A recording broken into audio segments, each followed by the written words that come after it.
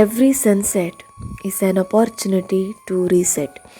ಇದು Richie Norton ಅವರು ಹೇಳಿರುವಂಥ ಮಾತು. ಪ್ರತಿ ಸನ್ಸೆಟ್ಟನ್ನು ನೋಡಿದಾಗ ನನಗೆ ಅನಿಸೋದು, ಸೂರ್ಯ ಅಸ್ತಮಿಸೋ ಪ್ರಕೃತಿಯ ಆ ನಿಯಮದಲ್ಲಿ ಬದುಕಿಗೆ ಬೇಕಾದ ಒಂದಿಷ್ಟು ಪಾಠಗಳು, ಸಂದೇಶಗಳು ಅಡಕವಾಗಿದೆಯೇನೋ ಅಂತ.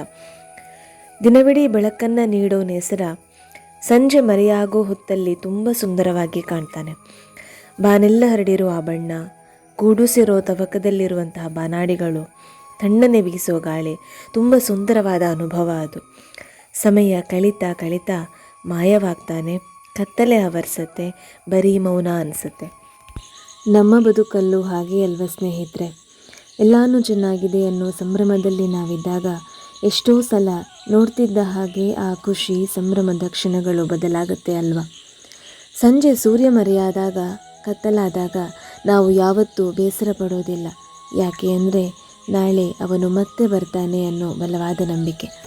ಹಾಗಾದರೆ ನಮಗೆ ಕಷ್ಟಗಳು ಬಂದಾಗ ಯಾಕೆ ನಾವು ನಮ್ಮ ಮೇಲೆ ನಂಬಿಕೆ ಇಡಬಾರ್ದು?